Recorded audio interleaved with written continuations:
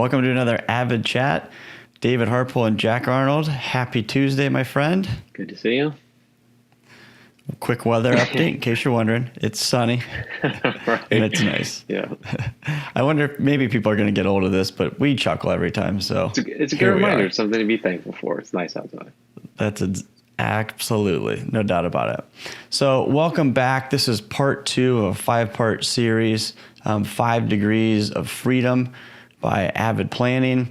This is part 2, and this one's called You Incorporated, and it really piggybacks off the first one, which was having a vision, having a purpose. We feel that's most important because that's really going to help give you focus and kind of drive your everyday actions and goals that you're trying to accomplish. Once you have that established, and we're going to assume you already do, the second thing is You Incorporated. And what we mean by that is trying to view your personal finances just like a business would. Why is that important, Jack? Where do we start? Right. Well, I think it's good because it gives you a little bit of a level of abstraction to take out some of the personal emotion to it. Not that that's you want to eliminate that completely, but it does give you, when you're talking about like a cash flow thing, if you want to call it a budget, you can. But if you're just talking about cash flow, the mechanical in and out, it's helpful to try to look at it just as an in and out and try to see, look at it like priorities and where is it going? Where do I want it to go? That kind of thing. So we're trying to do this and think through it in a more mechanical way. If we kind of compare it to a business, it's a good analogy to say you can kind of think through things like this when you're making your personal money, that it gives you a little bit of level of abstraction just from like it's my money and all the emotion that kind of goes along with that. Right. I totally agree. And if you think about, maybe you are a business owner listening, or maybe you have no idea what it looks like to have a business, I think the generalities that you could make would be most businesses generate revenue, they have expenses, and they end up with some sort of profit margin. And there are, I would say, some pretty basic accounting sheets, income statement, which monitors that, the balance sheet, which is what do you own and what do you owe, and your net worth, all that together. And as a business, that's really what you're using to monitor. I'm producing X widget for $10. I'm selling it for $20, but I have to pay employees and travel costs and whatever. My net is $2 per unit. So that's kind of how a business starts, and they look at that, and then they really try to focus on increasing profit margin. Yep. Increasing profit margin, maybe scale, like, if you're making $2 or you're 20% or something, if I'm making 20% on $100,000 in revenue, maybe I could make 20% on $1 million in revenue. Obviously, trying to expand. We could go over this all day, but it's more the general thought. And if you don't own a business, like I think sometimes there's lionized people who own businesses, which is nice. But if you work for somebody, you have a business. It is you're selling your services. Correct. For a fee, and they pay you, in a sense, your salary, obviously, but it's revenue. Here's the revenue. You provide a service, I'll give you some revenue. What you do with that is up to you. If I run a business and I generate revenue by selling a service, it's up to me what I do with that revenue. It has nothing to do with the customer who bought the widget, let's say, just like it has nothing to do with the employer, what I end up doing with my own money. That's on me. It's very similar between the two. So there's no doubt about it. And I think that's a great segue into, if you view yourself as, let's call it Harpole Enterprises, and Melissa and I make an income. I'm a business owner, but let's forget that I'm, a part of AVID. I get a paycheck every 2 weeks. Mel gets a paycheck every 2 weeks. That's our revenue. Our expenses, we could go down the list, but you name them, from car, house, to kids, et cetera, and then there's something left over. So we do have a Harpole Enterprise profit margin. What we want to do with that ties back into the vision. So if we have a vision of where we're trying to go, now we can say, okay, let's look more deeply into our revenue expenses. And I think this is where good businesses turn into great businesses. The saying, the devil's in the details. Nobody wants to look at like every line like, okay, this is what we made and we spent $42 on paper this month. However, if you do that as a business owner, you really should do that as your personal financing. We spent $642 at Publix this month. Right, wrong, or indifferent, I now know what I spend, and I can kind of juxtapose that with other things that Harple Enterprises wants to get out of life. Exactly. Let's just rewind and say you've got your vision. Now you're spending your resources. If you're a business, here's what I want my business to be. I have an idea of what I want it to be able to do. I'm making revenue now. Are the things that I'm doing at the revenue? Obviously, let's say I have a profit margin, but I also have the other, let's call it 80% of my expenses. What am I spending that on? Are the things that I'm spending that on getting me closer to what I see as a grander vision of my business, let's say, or is it taking me away from that?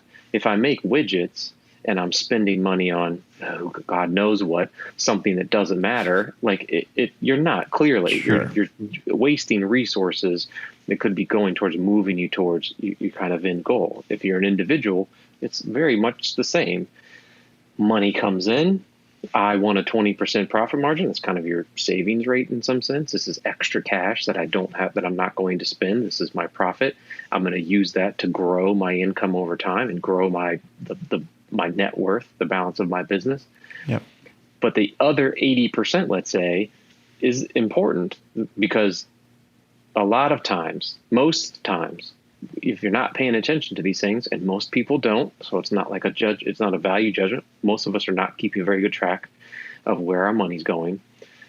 Usually once you start to keep track, you'll realize there's things you just don't care about that much that you're spending a decent amount of money on.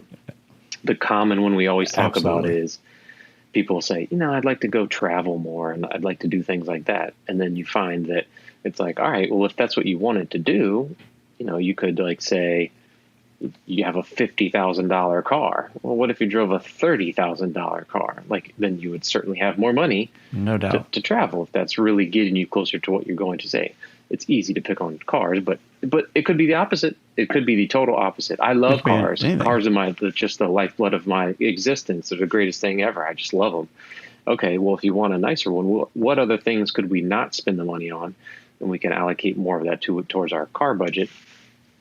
Same thing like a business. I want to do X. I have a lot of money going to Y. Let me reduce some Y and get a little bit more X. But I still have a profit margin that's growing. Right. That's what I use to grow. That's kind of the raw material to grow my business.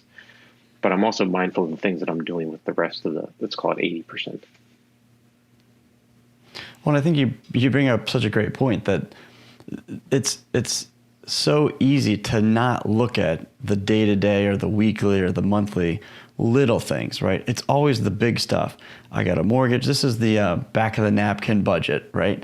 Okay, mortgage, right. Utility, cell phone, blah, blah, blah. I guess I spend $500 at Publix, but if you spend $8, well, that's $3,600 a year that you really don't even realize is going to Publix. Yeah. And I think this is where the whole financial plan kind of gets thrown off, is that we would say this step is crucial, not to hinder or direct or tell you where to spend money, but just make awareness of it. Yes. So that you can make the decisions, right?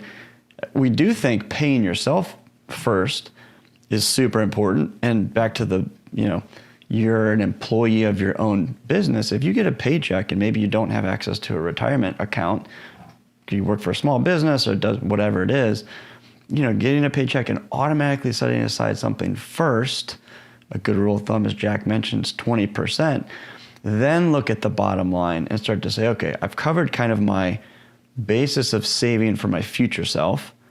Now I have this left over, and now what's most important to me? Yes. What things fall into the here's our purpose and here's our value, and are they in line? Correct. It's easy just to... So if you're not thinking about it, it's easy to just kind of fall into defaults. What should I be spending my money on? What do other people spend their money on? Right. And this goes back to the vision thing, is once you're clear on really what you're trying to accomplish and what your vision is and what you're working towards, it's easier to say, well, this is what I want my money to go to. I think I mentioned in the other video is Yep. you can say, this is where I want to go. And as you try things, even with your cash flow, you may find, I don't like that. That's not working. I need to try this other thing.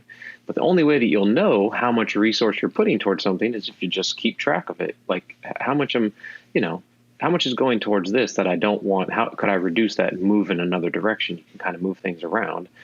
So if you don't have any vision as to where you're going, you're just going to fall into defaults. Like, what do people do? What does everybody else do?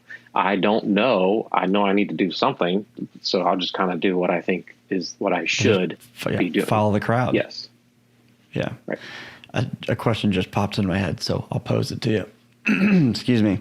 So do you think making more money alleviates the responsibility to look at the details? I don't. I think it's more valuable the more that you're making, just on even just a nominal basis. Like if you think of it like put that into perspective. So let's say that if we're just going to use the same business analogy, you're an ice cream shop.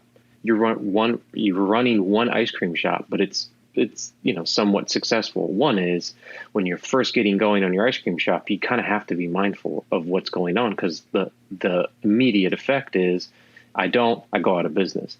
This is like when you're first starting out, let's say, and let's say you're earning money, you graduated college, whatever it may be. So you're not at the top of the pile in terms of your compensation just yet. Clearly, the effects of not paying attention are more immediate. If I spend it on A and I don't spend it on B, and A is like my rent, let's say, and B is like hanging out with my friends, and then I can't pay my rent, let's say, there's an immediate feedback. Like, I did this, this is the consequence. When you start to get a little bit bigger, whether you have 40 ice cream shops or you're just making more money, let's say, the impact of those decisions is much further down the road. So if I have 40 ice cream shops and I'm not really paying attention, but I have 40, there's a lot of money coming in. You can kind of paper over a lot of, I call them, maybe they're not bad decisions, but just not paying attention, things that are otherwise going on that you're not aware of because there's more moving parts. Yeah. But same thing, if you make more money, there's more going in, there's more going out. There's no real concern of I'm not going to be able to pay my, whatever you want to say, rent, food, mortgage, groceries. It doesn't matter. Yep. Because I have enough to get the basics done. I'm beyond that. The consequences of what I'm doing is I'm spending money possibly on things that I don't really care about. So I'm moving in a direction that I don't even know that I'm moving in that direction when I really want to be going a different direction. Keeping track is how you keep yourself on course. So nominally, if let's say that you keep track of your cash flow and that's $1,000 worth of value in a given year, 10x your salary, 10x your business, it's worth even more. It's $10,000. But it doesn't take a lot more time. It takes the same amount of time, so the value of doing it is the same. So the nominal amount goes up, but the time doesn't take a whole lot longer. If you have 40 ice cream shops and you have a system in place, you can pretty much get an idea of what the cash flow is. Keep it going. Maybe it takes an hour longer or something. I don't know.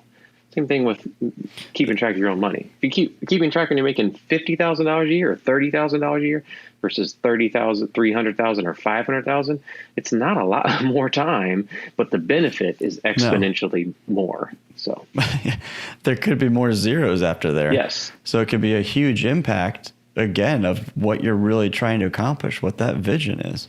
Exactly. I mean, $100 a month, $1,200 a year might not be a ton of money to you, but over 10 years, I think it's quite a bit. I mean, that's the difference between never going to Europe and saying, oh, I'd always want to go to Europe, but I just don't have enough money. I mean, that's $100 a month. That's 10 years from now, which I think is the other thing to go with your point. There's no like emotional pain or joy today for that $100 for most people. I do think that I think that there is, I think sometimes you can feel it though. There's part of you that will say, inner. It's like an inner. I know that something is not going the way that I want it to go. I just can't put my finger on it. Like so many times we've heard the comment like, I do fine. I make plenty of money. It's not that I'm making plenty of income. That's not really a problem. I just don't know where my money goes. I feel like I make enough. I can't really tell you where it goes. I hear that all the time. I've probably said it myself before. Constantly. So you got to know, even if you don't do it permanently, you'll find that after doing it for a while and really keeping track, and having some objectives and some kind of purpose as to what you're doing, you'll get a much better intuitive feel of what's going on. Not that you'll necessarily want to quit doing it. At that point, you'll probably think, I just loved it. It just makes me feel better to do it. But you will get a more intuitive feel because you'll know this is kind of where things are going. But until you do it for a little while, I think you'll feel it. You kind of know. Maybe it's a lack of control or something. I'm not really sure. But anyways, you do feel it. Yep. So there's a number of these, but what type of things could you do as an individual that would help you keep track of or just look at your finances in a more, I guess, simplistic way, a more detailed way, just as we do as business owners?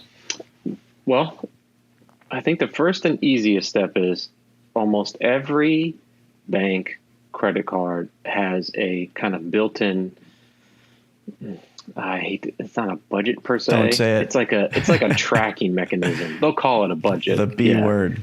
And it will kind of automatically allocate your purchases by category. Yes. Now, often it's entertainment, groceries. Now, often it's wrong. Like it's not really, and it doesn't have enough granularity to really tell you, what's going on. If it says entertainment, and that's, whatever, 40% of what you spend.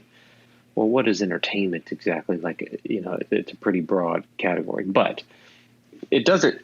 It's automatic. It's already doing it. It's step one, you're spending the money. It's throwing it somewhere. At least, in fact, we just did this with a client recently, looked back at just 2020's spending, and the categories weren't accurate. But there definitely was like, oh, wow. Like I kind of felt like I was spending a lot in this section, but man, that's way more than I really thought. Exactly. So that's probably like a good step one. It doesn't take it's already doing it. It doesn't take any effort at all other than logging into your account and looking at it. Most of them, like I said, already are offering that, and it's more all the time. Kind of the next level up would be, do you keep a spreadsheet? Do you kind of write these things down?